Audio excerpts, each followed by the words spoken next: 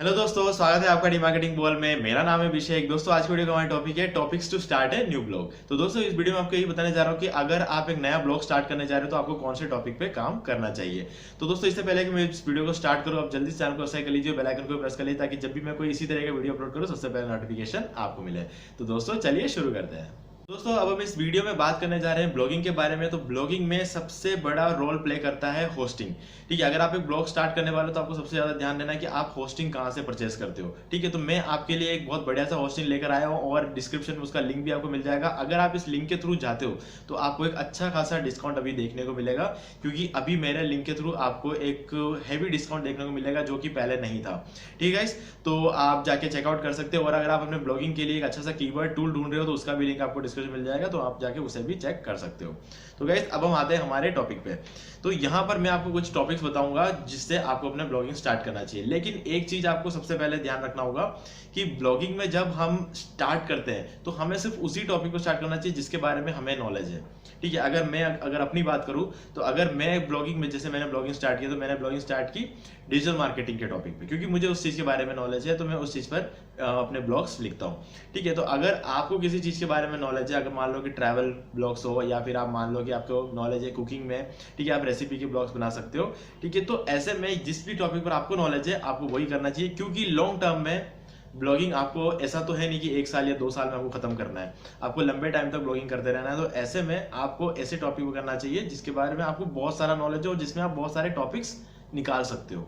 ठीक है, नहीं तो क्या होगा, आप एक बार शुरू तो कर दोगे, हो सकता है 5 या 6 महीने में आपके पास जो कंटेंट है वो खत्म हो जाए और उसके बाद आपको समझ में नहीं आएगा कि आपको किस टॉपिक पे ब्लॉग लिखना है। ठीक है, और ब्लॉगिंग में मजा तभी आता है जब हम 3 या 4 साल तक रेगुलरली काम करते हैं, तब जाके हमारे पास एक अच्छा खासा ट्रैफिक आता है और तब जाके हमें स्पॉन्सरशिप्स मिलती है, हमें बहुत सारे जो ऑफर्स मिलते हैं वो सब कुछ तब मिलता है जब हमारे 3 या 4 साल कंप्लीट हो जाते हैं। ठीक है, तो आपके पास अच्छा खासा लंबा चौड़े टाइम के लिए आपको जो आर्टिकल्स लिखने होते हैं, और ऐसा नहीं है कि आर्टिकल कोई 3 या 4 लाइन में खत्म हो जाता है। आपको, जैसे मैंने पिछले वीडियो में आपको बताया था कि आपको कम से कम 1980 वर्ड्स के आर्टिकल लिखने होंगे, तभी जाके आपके आर्टिकल्स के रैंक होने के ज्यादा चांसेस होते हैं। ये तब की बात है जब आप अपना ब्लॉग स्टार्ट करते हो।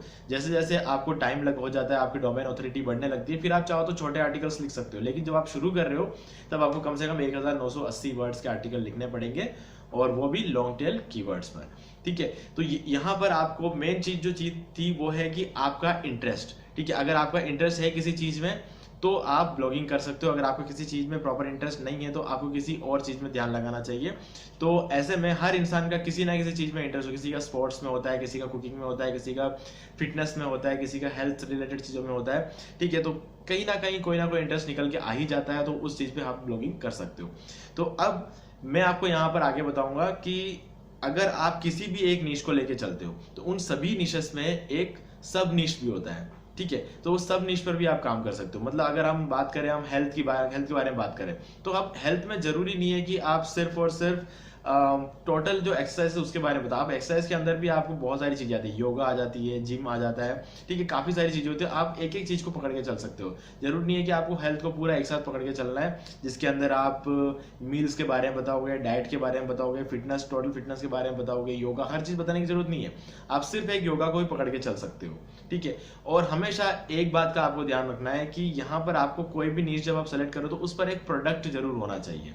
ठीक है, अगर आप एक ऐसा नीश सेलेक्ट करते हो जिसमें प्रोडक्ट है ही नहीं तो वहां पर आपके आगे जाके अर्निंग में फर्क पड़ जाएगा।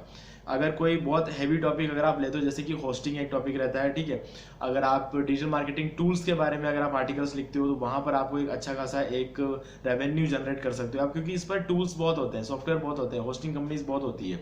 अगर आप फिटनेस की बात करें तो फिटनेस प्रोडक्ट्स बहुत सारे होते हैं, भले हम इक्विपमेंट्स की बात करें या फिर हम अपने प्रोटीन डाइट्स की बात करें, तो वहां पर भी अच्छे खासे आपको प्रोटीन पाउडर की बहुत सारी कंपनियां होती है। ठीक है, आपने वे प्रोटीन्स वगैरह के एड्स आपने देखे होंगे यूट्यूब पे, तो ये जो सारे एड्स होते हैं वो भी आपके ब्लॉग पे चलेंगे, और बाकी आपको इन सब चीजों के बारे में स्पॉन्सरशिप भी मिल सकती है। आप इसका एफिलिएट भी ज्वाइन कर सकते हो। तो आपको अर्निंग से अगर बात करें तो आपको एक प्रोडक्ट को हमेशा लेके चलना पड़ेगा। ठीक है, तो जिसमें आपकी अर्निंग भी होती रहेगी। और ये चीज़ तो आपको ध्यान रखना है, क्योंकि देखो हर इंसान ब्लॉगिंग करे उसके बहुत ज़्यादा व्यू आए ये कोई ज़रूरी नहीं है, लेकिन जितने भी व्यू आते हैं उसमें अपनी अर्निंग होना बहुत ज़्यादा ज़रूरी है। तो इसलिए मैं कह रहा हूँ कि प्रोडक्ट लेके चलो, प्रोडक्ट वाला।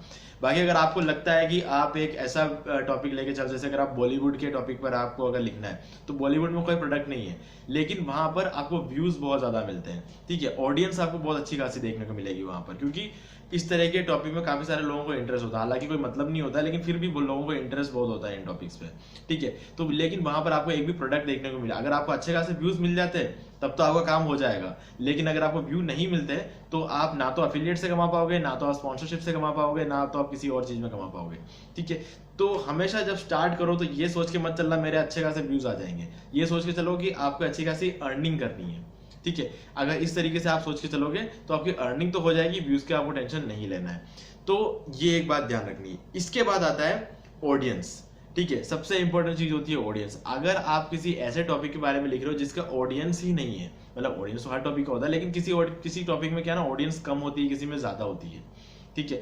अभी जैसे अपन बात करें डिजिटल मार्केटिंग, ये तो आज के डेट में डिजिटल मार्केटिंग का जो टॉपिक है, बहुत सारे लोग डिजिटल मार्केटिंग सीखना चाहते हैं, बहुत सारे लोग डिजिटल मार्केटिंग सीख रहे होते हैं, उनको भी जरूरत हो, वो बहुत सारे ऐसे प्रोफेशनल्स होते हैं जो डिजिटल मार्केटिंग में काम भी कर रहे होते हैं। तो इन सभी लोगों को हम जो ब्लॉग्स की जरूरत पड़ती है, यूट्यूब वीडियोस की जरूरत पड़ती है, ब्लॉग्स की जरूरत पड़ती है, क्योंकि वो अपने आप को अपडेटेड रखने के लिए प्रोफेशनल्स भी ब्लॉग्स पढ़ते हैं।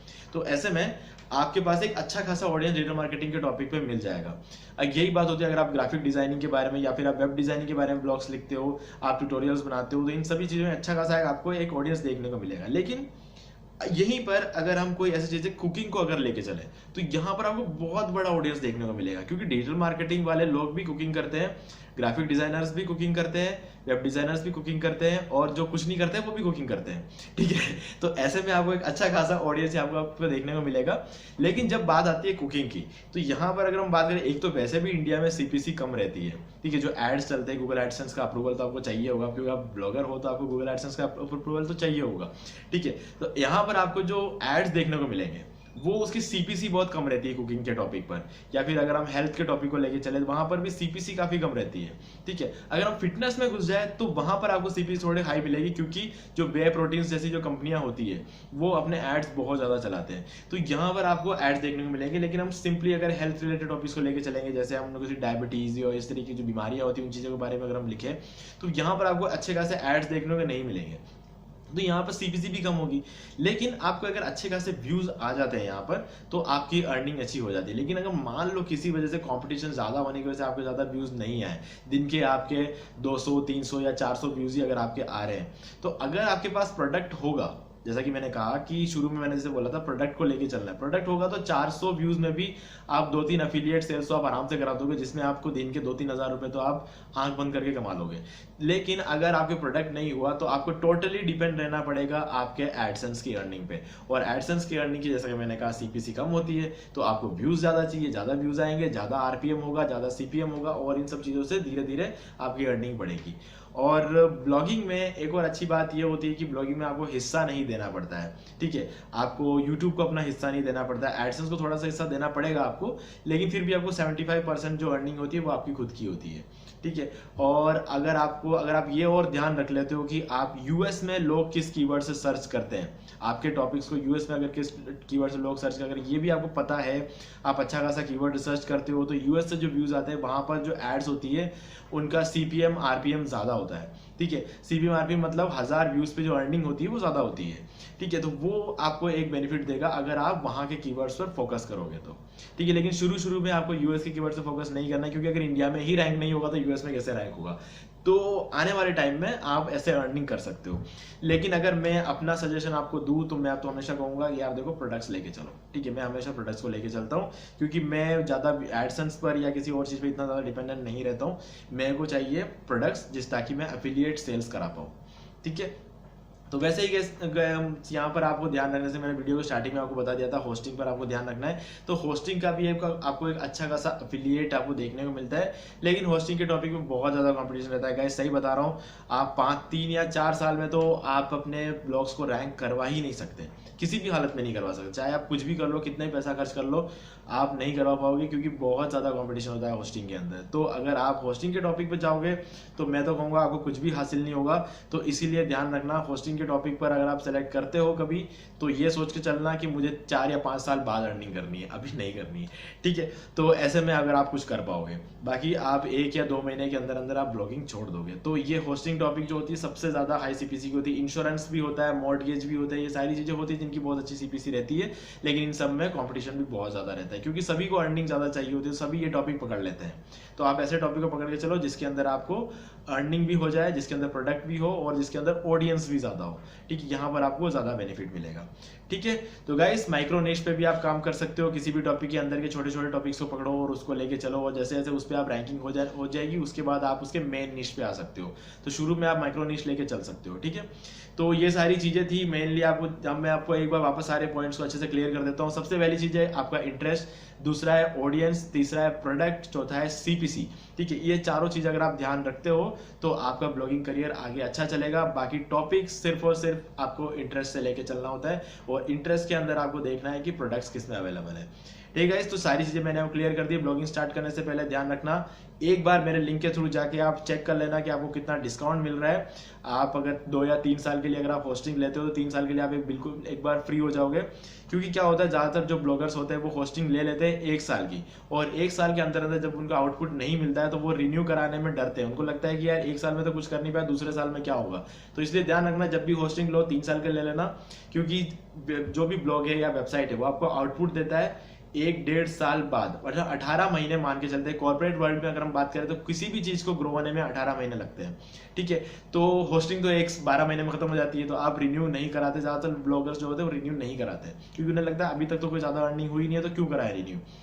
अगर आप साथ में 2 या 3 साल के ले लेते हो, आपको एक भारी डिस्काउंट मिलेगा मेरे लिंक के थ्रू, तो आप वहां से जाकर उसे परचेस कर सकते हो। और बाकी अगर आपके कोई भी डाउट हो तो मुझसे आप कमेंट करके पूछ सकते हो, मैं सभी कमेंट्स का आंसर देता हूँ। और हो सके तो हम देखेंगे आने वाले संडेज में हम लाइव सेशन भी रखने की कोशिश करेंगे, तो वहां पर भी मैं आपके क्वेश्चन के आंसर जरूर दूंगा। भाई गाइस, कुछ भी डाउट हो तो कमेंट में पूछ लेना, और आज की वीडियो में सिर्फ इतना ही। दोस्तों, उम्मीद है वीडियो को पसंद आया होगा, और अगर पसंद आया तो वीडियो को लाइक भी कर दीजिए, शेयर भी कर दीजिए, और आपने अभी तक इस चैनल को सब्सक्राइब नहीं किया तो प्लीज चैनल को सब्सक्राइब कर लीजिए, बेल आइकन को प्रेस करना बिल्कुल मत भूलिए, क्योंकि इससे मेरा आने वाला हर वीडियो की नोटिफिकेशन सबसे पहले आपको मिलेंगे। तो दोस्तों, आज की वीडियो में सिर्फ इतना ही। देखने के लिए आपका बहुत बहुत धन्यवाद।